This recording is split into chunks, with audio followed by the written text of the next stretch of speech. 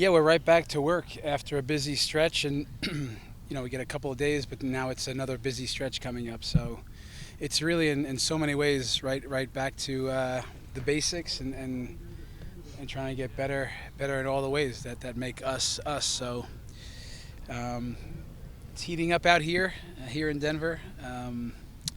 So we'll just have to manage some of the elements of the heat and some of this stuff. But we're excited for the 4-day lead-in and what's ahead. Externally, you see it's a big test for the Rapids. Against LAFC. For me, our guys are. We're always looking at every game as a test and how much can we improve game to game. So we know it's a really good team that's playing really well. So we're looking forward to it. Chris, there's some rumblings about Moyes and some interest from Lyon in France, and that the club's rejected a bid for $4 million. You know anything about that? Yeah, I know there's been interest, and I know that on some level has come through, but I'll leave that to the bosses to figure out. I mean, we knew that Moyes getting on the world stage, with Copa America, with the World Cup coming, with the system that Jesse Marsh plays over there, that he'd get, it gets magnified, on the global stage. So I haven't heard it's anything more than just interest. It's one of the best young center backs around right now in CONCACAF. So I'll leave it up to them to figure out what's the magic number and how much real interest is there. A couple weeks ago, the club plays against a former teammate in Diego Rubio and does a good job against him. Kai Kamara breaks Landon Donovan's record. It's now him and Wando, and he used to play here. What do you see in Kai? What do you see in his old teammates trying to stop him next week? Well, listen, I think anytime, even speaking as a former player, when you play against your old friends and teammates, it feels comfortable in some ways. Doesn't really help, you win the duel on the day, though. It just makes it a little more fun, a little bit more on the line, competing with guys So I'm sure it means a little bit extra for our guys and even for Kai. So, but I think when you really understand LAFC, it's a much more than just that. Kai's tremendous. I've always had a lot of respect for him. The way he's not just an athletic guy up top. He's really smart, stays connected, always dangerous, even to help their attacks in transition. So we'll have our hands full trying to deal with their attacking core, and it'll be great to see him, and we'll all be up for the competition. Rafa's loan is up after the LA game, I think a day or two after, but he's out here training. Any thoughts on his situation there? Yeah. How can we expect to see that moving forward? Listen, I've said recently, how important, Mihalovic is for us. Just the way he is helping build our attacks, make things clear in the final third, coming back into the game and defending. I think when you really think about the season and you think about Rafa's role in the whole thing, goals change games. Goals just help the team breathe a little bit in moments. And for our team that, early on in the year, you're trying to get the results, you're trying to get this thing going, and, we're having to scrape for it. Some penalties that, penalties are penalties. Go and take one, and your heart's beating when you step up to the spot. And Rafa stepped up and gave us some big ones early. But most importantly, yes, he's heating up, but he is a guy that it's rare. You watch Copa America and, again, the Euros, finding the strikers that give so much to the team in attack, in defense, run for the team, suffers in all ways, in a real way. That's something that's said on Rafa's part. But I do know, to answer your question, we're getting close.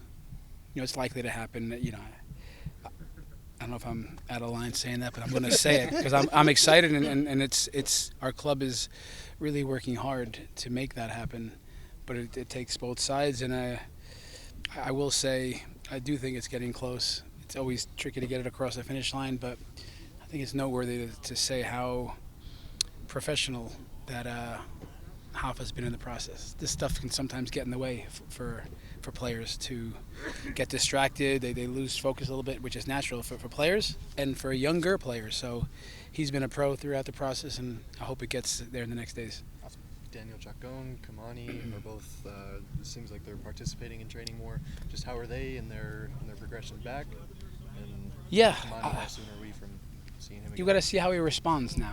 Both of those guys. We got to see how Kamani responds. He looked like I thought he would look, like a kid in the candy shop today. I mean, could you imagine with how it's out here? You're sweating. You're playing. The pitch is wet. The grass is looking really playable. In a good way. And he was a neutral player today, so I didn't get to yell at him for no reactions in defending, but he looks sharp in attack. He looks really happy being out there again, and kind of where we left off with him, where he's dangerous in all moments in attack. And then Chacon, it's good to see him getting more involved in some of the functional work, and he even enjoys some of that stuff. It's tedious at times for some players, but he's just happy to get those reps. So he looks good. He's intelligent, and again, giving this feeling to the players is not so easy all the time.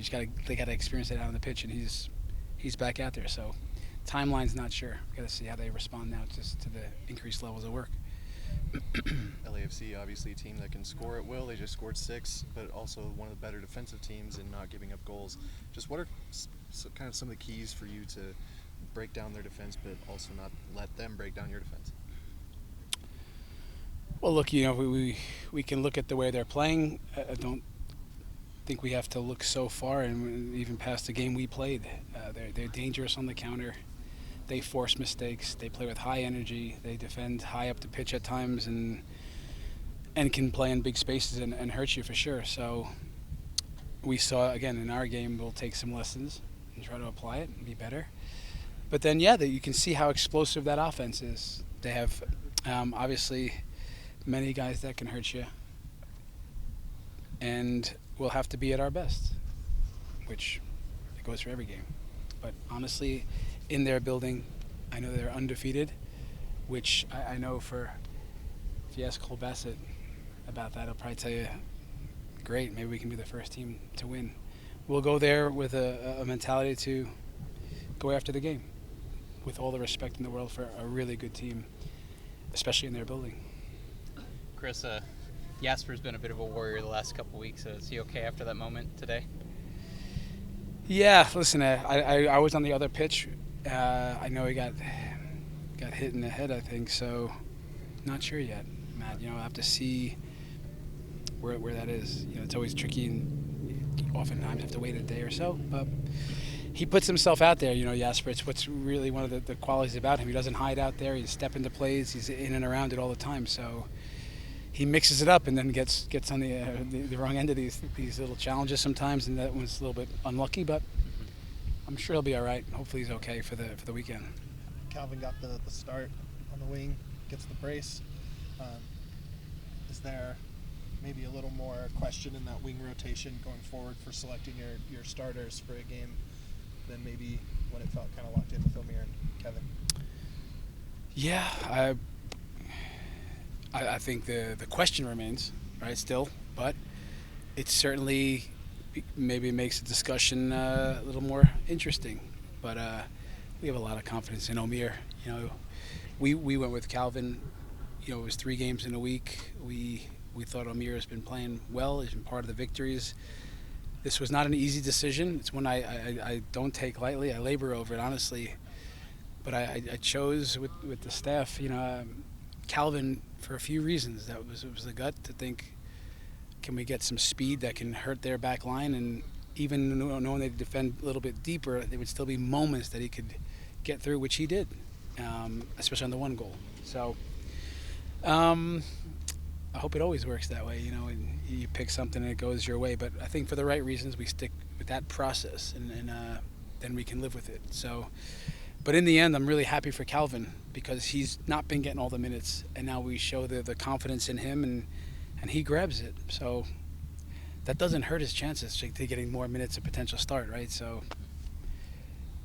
I hope honestly, as the year goes on, my decisions get tougher and tougher. because that means the internal competition keeps rising, and our team will just keep getting better internally.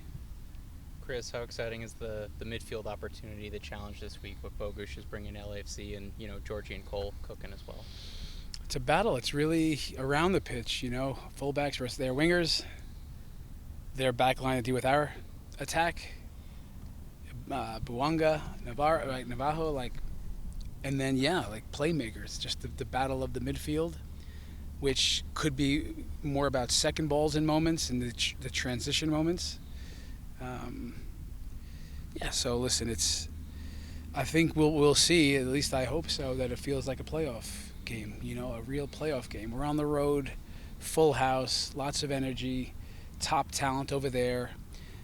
The story of the 24 Colorado Rapids that where our guys have a lot of belief and they're getting results. So I'm looking forward to it.